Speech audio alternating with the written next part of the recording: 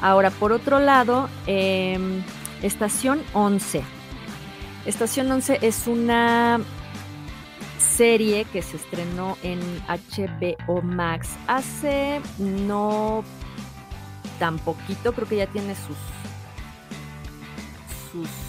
buenos mesecitos, porque sí es del año pasado, no tiene tanto.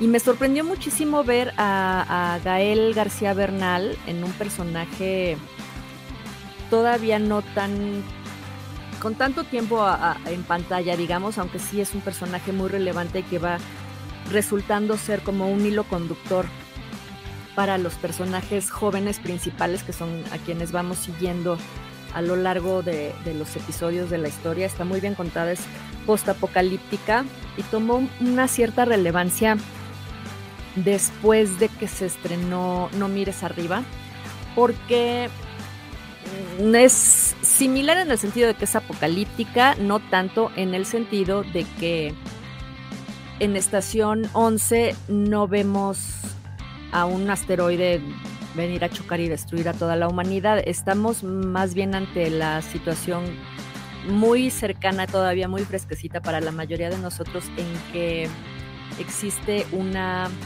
epidemia que se convierte en pandemia en cuestión de horas y empieza, y de la noche a la mañana cambia la vida de toda la raza humana, digamos.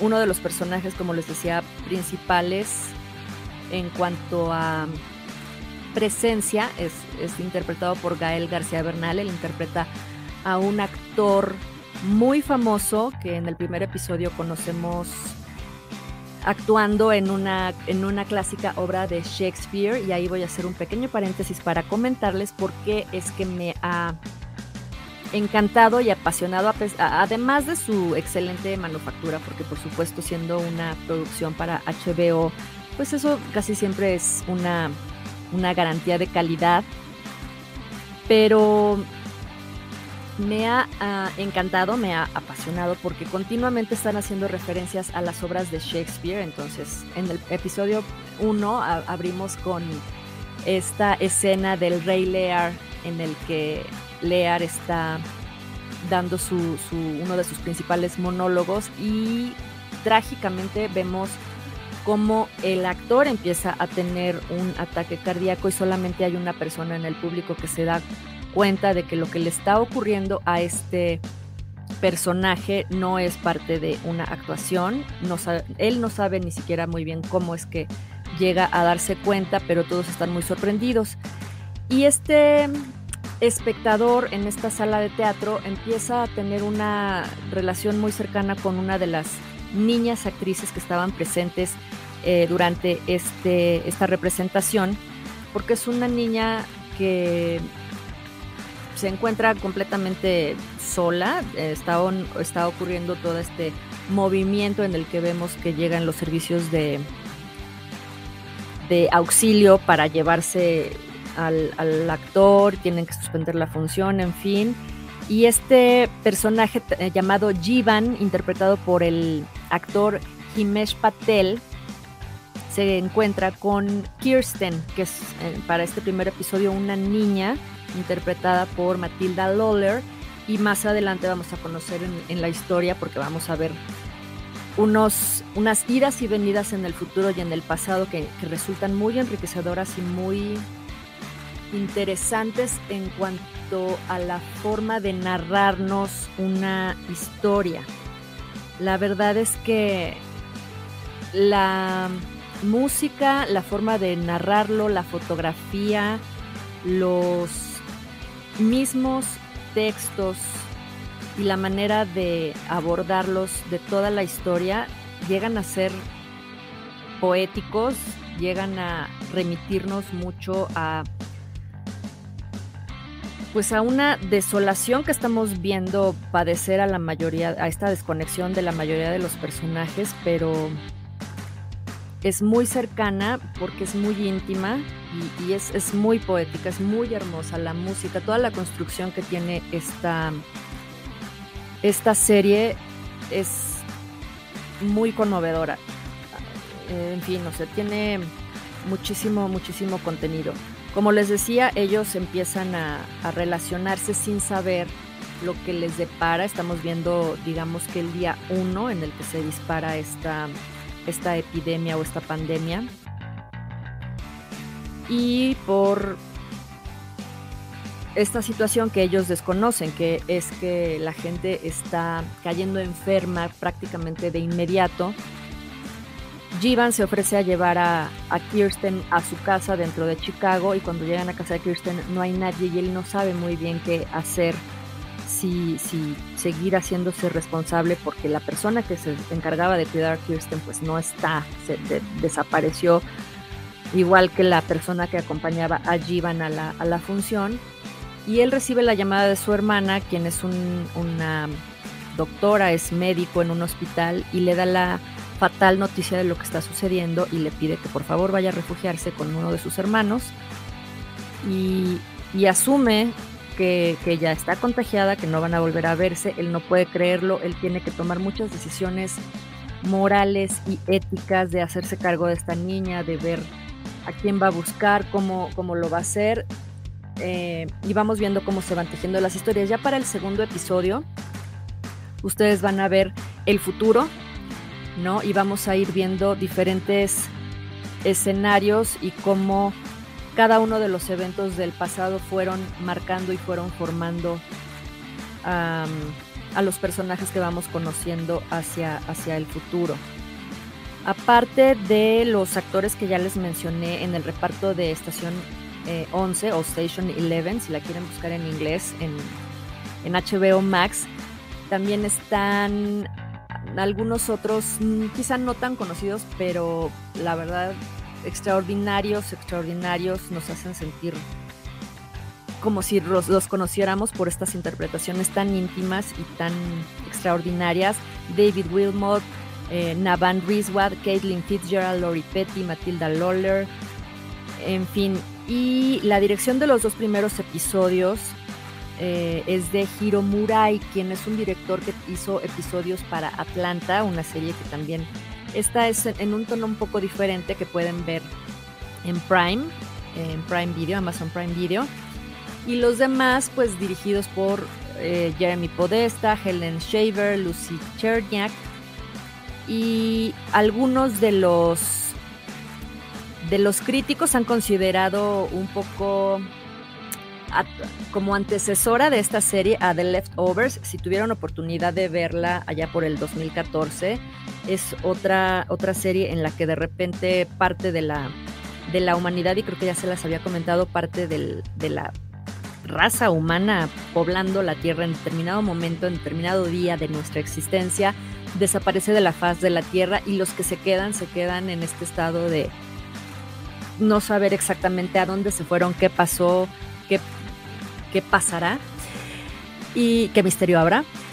Y no es para menos, otra de las responsables se trata de una de las realizadoras de Maniac, que también pueden ver en Netflix, que es una serie que también les voy a comentar más adelante porque es muy, muy interesante, y Made for Love, que está en HBO Max. Son ficciones creadas por Damon Lindelof, que seguramente ese ya es un poquito más cercana. Y la manera de, como les decía, la manera de narrar los acontecimientos es como de lo más destacado de esta serie, porque no es una narración lineal. Vamos viendo cómo existen diversos puntos de vista para cada uno de los personajes y cómo viven los eventos, y cómo cada uno interpreta los detalles de diferente forma, y cada uno va tomando e interpretando esto, y siempre tenemos esta sensación como de un sueño que nos absorbe, ¿no? Para conocer la visión de cada uno de ellos. No se la pierdan, es una imperdible. Ahora, no he podido realizar mi conexión con Mónica, pero le mando un abrazo y un beso muy grande de todos modos. Yo sé que sus ocupaciones pues no le habrán permitido conectarse el día de hoy. Yo espero que quizá un poquito más adelante se pueda, aunque sea en los últimos minutitos de hoy. Si hoy por algún motivo no nos están viendo, pues quiero decirles que van a poder ver la repetición, por supuesto, en la plataforma de Radio Locutor, en la Asociación Nacional de Locutores de México, aquí en Facebook. Y pueden buscarla también en mi página de YouTube como Andrea de Alba, en hashtag papitas de sofá. Y en mi página actriz Andrea de Alba, ambas con V, un poco más adelante. Por supuesto, los voy a estar invitando constantemente durante la semana a que nos vean. Y voy a aprovechar este breve break para mandar los saludos que la semana pasada no pude conseguir mi lista de saludos. Por supuesto se me van a quedar muchísimos en el tintero, pero los invito a que nos escriban, nos comenten, nos sugieran qué ver, como hay muchas sugerencias que vamos tomando en cuenta. A Consuelo Ortiz, que le mando muchísimos besos y abrazos y saludos, y yo sé que siempre nos ve y nos sigue y nos promueve. A Coco Manrique, a Carlos Díaz, a Cintia Ochoa, Liliana Martínez, Adriana Nájera, Margarita Robledo, a Sara María Moctezuma, guiño guiño, Andrea Tello, Pablo Domínguez, y en fin, tantos y tantos que nos escribieron y nos han apoyado, de verdad, de corazón, muchísimas gracias. No hay palabras, y escríbanos, nos encanta ver cuando sí hay una respuesta, hay un hola, hay un me gusta, hay un hello y un ya las oí, qué bueno que regresaron, porque pues sí, la verdad es que uno vive del aplauso, del reconocimiento, del verse en el otro, y nos gusta saber si lo que les vamos comentando aquí pues ha sido de su gusto o no tanto. Antes de salirme de la plataforma de HBO, les quiero comentar, les había dicho que voy a comentar siendo Los Ricardos, pero déjenme, antes de irme de HBO, comentarles de una serie que es completamente distinta, porque no es, digamos que ciencia ficción, no está tan alejada de la realidad, pero es igualmente conmovedora, es igualmente emotiva. Se llama Alguien en algún lugar. Somebody Somewhere es una joya, retrata mucho esta crisis como de los 40s y la aceptación de la mediana edad y de la vida que hemos logrado alcanzar, ¿no? A esas alturas de la vida, 40s y más. Y es una de esas series que algunas personas dicen que son con las que te quedarías a vivir, por su tono, por la historia, por los personajes, porque uno se siente inmediatamente identificado, acogido, nos hace reír a pesar de que refleja muchas situaciones, pues francamente conocidas, ¿no? Muy cercanas, muy coloquiales, muy del diario, y sin embargo verlas abordadas de la forma en que están, en que lo hacen en esta serie, es muy enriquecedor, porque siempre ver esta interpretación, este reflejo de la realidad, pues de eso se tratan estos trabajos de ficción. Está producida y protagonizada por una comediante o cómica, Bridget Everett, a quien muchas personas identifican por haber visto en Inside Amy Schumer. No estoy muy segura de cómo la tradujeron, si dentro de Amy Schumer, pero bueno, ha trabajado mucho con ella. A quienes la hayan visto pues también sabrán que tiene este sentido del humor un tanto negro, ácido, sarcástico, bastante sabroso, pero a veces lastima, ¿no? Nos estamos riendo de algo que sí duele. Es la historia de Sam, esta mujer interpretada por Bridget Everett, una mujer de 40 y algo que se regresó a su ciudad natal por asuntos familiares y está intentando navegar por esta crisis, reconectar con su entorno. Es inmediatamente cuestionada en cuanto a sus logros y al estado de su vida, porque es soltera, porque no tiene hijos, porque pues tiene que encontrar un nuevo trabajo, su estatus en la vida está como tambaleando, como que no cumple con la mayoría de las expectativas y cánones sociales, como el de su hermana, que está casada, que tiene hijos, que tiene una casa, tiene un negocio, en fin. Y vamos viendo cómo se relaciona con estos personajes a su alrededor, ¿no? Empieza a relacionarse, consigue un trabajo, algo pues no tan satisfactorio para ella, no tan divertido, trabaja calificando evaluaciones y conoce, se hace muy amiga de un personaje gay que es muy dulce, es maravilloso el personaje de este actor, lamentablemente no he podido conseguir su nombre,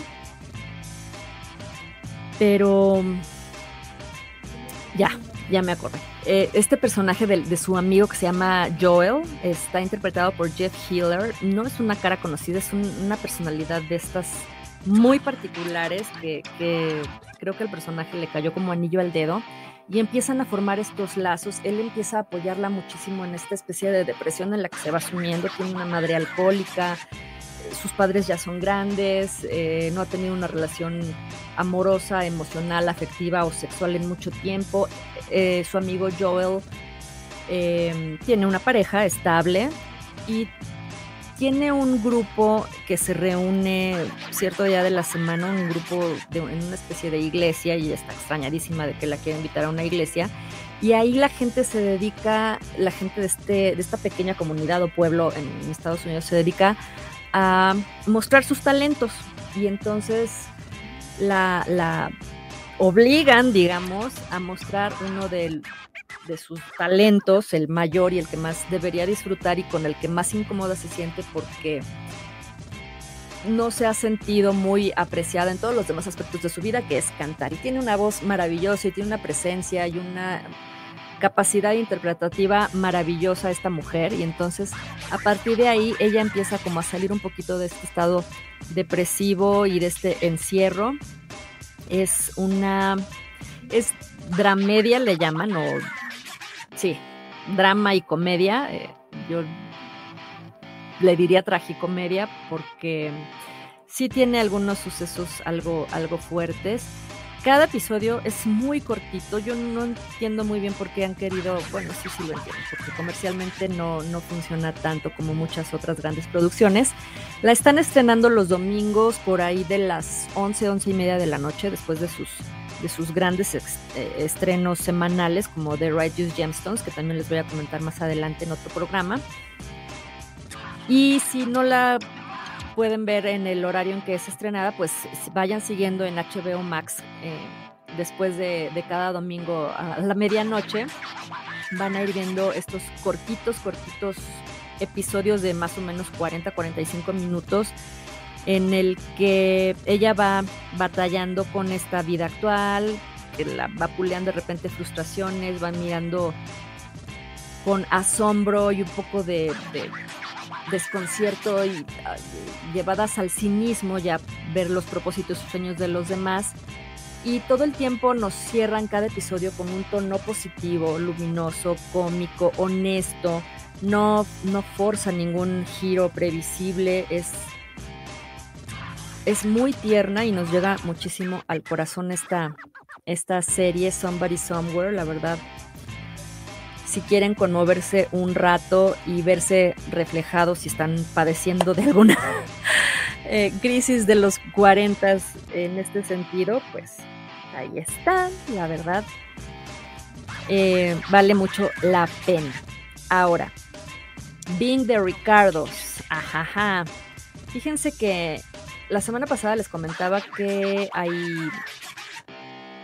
muchas películas que están siendo consideradas para el Oscar, y esta era una que yo no entendía muy bien por qué se llamaba así. Ahora ya sé, porque es una serie que no solo no corresponde a mi edad, a mi época, pero también en la época en la que se hizo muy famosa, pues no contábamos con el acceso a los programas de otros países, en este caso Estados Unidos, como lo podemos tener ahora, ¿no? Este fue un gran éxito en los Estados Unidos y es la historia real de amor que existió entre Lucille Ball, que interpretaba a Lucy en I Love Lucy, y Desi Arnaz, un músico y actor cubano que destacó muchísimo en aquellos tiempos. Y de lo más interesante, entre muchas otras cosas, porque creo que nos cuenta muy bien la dificultad de llevar a cabo, de sostener una relación matrimonial o amorosa, no solo entre un hombre y una mujer comunes y corrientes, pero en este caso dentro del medio del espectáculo y de los negocios, en una época en la que los roles masculino y femenino estaban tan marcados.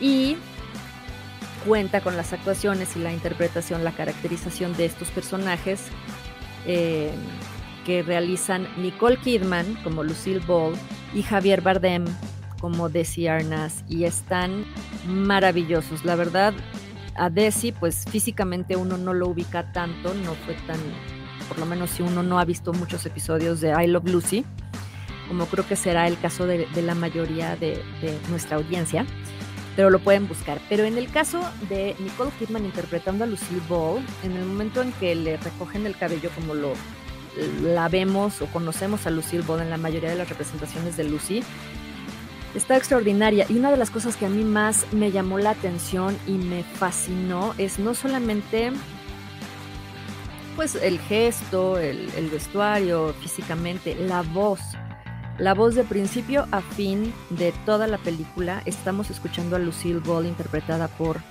Nicole Kidman. La verdad es que podemos conocer muchos de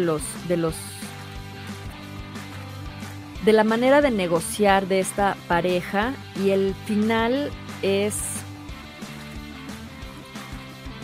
agriamente sorprendente. Por supuesto, quienes conozcan la historia de este matrimonio no se verán tan sorprendidos. A mí me sorprendió mucho, yo ya estaba así como, voy a volver a creer en el amor, como cuando vi la boda de la maestra y su abogado. No es cierto. Pero bueno, sí nos ubica bastante eficazmente en la realidad, ¿no? Lucille Ball y Desiderio, que era el nombre real de Desi Arnaz, se casaron en Estados Unidos en 1940, y este matrimonio era una especie ya en sí mismo de desafío a las convenciones de su época, porque Lucille era 7 años mayor que el músico, y era muy difícil entender entonces, igual que ahora, la verdad, no sé qué nos sorprende, que una estrella que empezaba a despuntar seriamente para destacar entre las más reconocidas actrices del cine de mayor presupuesto de la época, decidiera casarse con un músico cubano con fama de mujeriego, encantador, ¿no? Y además era muy extraño que una norteamericana decidiera casarse con un hombre latino. En fin, y Desi pues viajaba muchísimo por su propia profesión, estaba casi siempre de gira, presentándose en los clubes nocturnos más adinerados y destacados de la época, bebía, siempre estaba rodeado de mujeres. Y Lucille desde un principio le deja conocer sus intenciones y sus ambiciones. Ella quería un hogar, no quería ser esposa, no lo quería de adorno, no lo quería de nombre. Ella quería un hogar, tener hijos, tener una casa a la cual llegar, un hombre con el cual compartir la vida, y tenía un carácter, bueno, la verdad, para esas épocas, una mujer de pantalones, ¿no? Y siendo mayor que él, pues, y con la industria y plantada ante los más importantes productores de radio y posteriormente televisión en ese tiempo, era muy sorprendente, ¿no? Por su tipo físico, por la calidad de la actuación que ella podía tener, intentaron ponerla al nivel de Bette Davis o de Katharine Hepburn para volverla una estrella de ese nivel, y sin embargo, a fin, digamos, de mantener esta relación con su esposo, poniendo siempre como condición que él participara dentro de las producciones en las que ella iba a formar parte, se fue quedando, digamos, un poco detrás de lo que podría haber sido esa carrera. Cuando de la radio en 1948 salta una serie, una radionovela, digamos, radiocomedia que hacía en ese momento que se llamaba My Favorite Husband, mi esposo favorito, que era una comedia para la CBS. Ella fue donde exige que su esposo la acompañe porque le ofrecen irse a la televisión una vez que los productores ven que ella como actriz era muy, muy expresiva y muy graciosa. Se impone y él era muy buen negociante, muy, muy buen hombre de negocios, así que a final de cuentas empiezan a hacer una mancuerna muy interesante en el sentido de que él consigue patrocinios para el programa de televisión al nivel de la tabacalera Philip Morris, que para cuando se estrena su serie en 1951, pues era la convertía en la serie más importante de la época en los Estados Unidos. Era al grado de que el consumo de agua, el consumo de energía eléctrica, el movimiento en las tiendas, en las calles, todo el mundo empezaba a cerrar y a quedarse quieto en sus casas por estar viendo los episodios de I Love Lucy, que además una de las innovaciones que tuvo Desi Arnaz para con ellos fue que llevaron al público al foro mismo donde se iba a grabar el episodio y a transmitir en vivo, y podemos ver cómo a lo largo de una semana muy conflictiva para esta pareja en el sentido exterior, es muy decisiva también para su futuro como matrimonio, porque es una semana en la que ella es acusada de ser comunista en un momento político en su país en el que estaban, pues sí, peleadísimos con esta idea y en el que todo aquel que fuera designado o señalado como comunista, inmediatamente sus bonos caían y se convertía en una paria de la sociedad y se quedaba pues prácticamente sin nada. Finalmente, gracias al poderío que podía desplegar este hombre, vemos cómo la estrategia para salvar la reputación, el nombre y el éxito de Lucy, y así, o sea, de refilón con él propio, pues Desi Arnaz es un hombre habilísimo y consigue salvar la cara, salvar el show, salvar aparentemente el matrimonio. Y véanla, por favor, está en Prime Video de Amazon. Es muy interesante, es muy bella, inclusive no habiendo visto jamás I Love Lucy, no habiendo ubicado ninguno de estos dos personajes, las actuaciones, la ambientación, todo está impecablemente realizado y el ritmo no nos hace perder detalle. Como dato curioso, bueno, no dato curioso, como dato extra, puedo comentarles que 20 años más tarde de que terminaran la transmisión de este exitosísimo programa del show de Lucy, Desi Arnaz tuvo cáncer y Lucy lo ayudó cuanto pudo. Murió ya para 1986 y ella pues reconoció que había sido el hombre de su vida, y la verdad ver esta representación nos hace muy evidente la cuestión y no hace más falta de que ver esta historia para adivinar que él sería el hombre de su vida. La propia Lucy fallece en el 89, 3 años después de que él muriera, y fue, bueno, una estrella a la que se le reconoció hasta el último día, incluso el presidente Reagan y todos, en fin.